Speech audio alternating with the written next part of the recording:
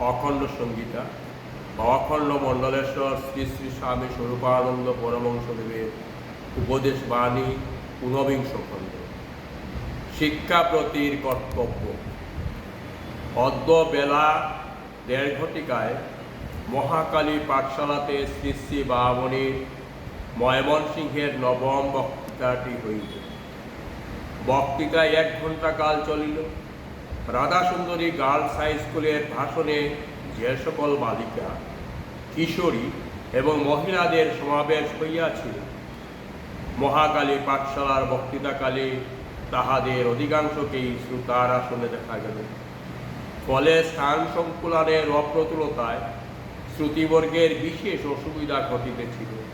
বক্তৃতান্তের জনৈকা শ্রোত্রী মহিলা দাঁড়াইয়া বলিলেন, আমি স্থানীয় মহিলা নই, দিনাজপুরে একটি হাই স্কুলে প্রধান শিক্ষিকার কাজ করি। স্বস্থানে থাকিতেই রংপুরে এক অসাধারণ বক্তার শুভাগমন হইয়াছে শুনিয়া খুবই আগ্রহী ছিলাম যে কি করিয়া তাহার ভাষণ শুনিব। নিজ বিদ্যালয়ে আহ্বান করিয়া আনিয়া ভাষণ শুনিবার সাহস কেন ছিল না, তাহা আপনারা অনুমান করুন। এবং রংপুর যাইয়া বক্তৃতা শুনিয়া আসিবার ছিল না সুযোগ।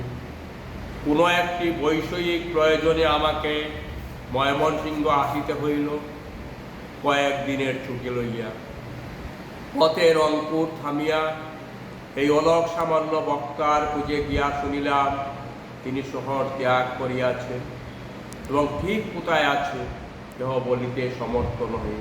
কিন্তু কি আশ্চর্য, আমি তাহাকে এই ময়মনসিংহেই পাইয়া গেলাম। কালও শুনিয়াছি, আজও শুনিলাম। যাহা শুনিয়া তাহা অমৃত রসায়ন, তা স্বর্গের সুধা। আমাদের জাতীয় জীবন গড়িয়া তোলার ইহাই পরম শ্লাঘ্য উপাদান। ভারতের প্রত্যেকটি বিদ্যালয়ে আচার্য স্বরূপানন্দের কম্ভকণ্ঠের বক্তৃতাবলী শ্রবণের সুযোগ সৃষ্টি করা আমাদের প্রত্যেকটি শিক্ষা প্রতি পবিত্র কর্তব্য বলিয়া বিবেচনা করি। মহাকালী পাঠশালার সম্পাদক মহাশয় বলিলেন, যাহা আমরা শুনিয়াছি তাহা কি আমরা প্রতিটি দিন আমাদের ছাত্রদের ও ছাত্রীদের মধ্যে প্রতীত করিয়া দিবার জন্য আপ্রাণ প্রয়াস পাইব? এ কাজটি যদি দেশের শিক্ষাপ্রতিরা নির্ভীক অন্তরে এবং কঠোর দায়িত্ববোধের সহিত নিয়মিত করিয়া যান, তা হইলে দেশের বালক বালিকাদের তথা সর্বসাধারণের নৈতিক মানের স্তর উচ্চতর হইতে দীর্ঘ সময়ের প্রয়োজন হইবে না। হরি ওম।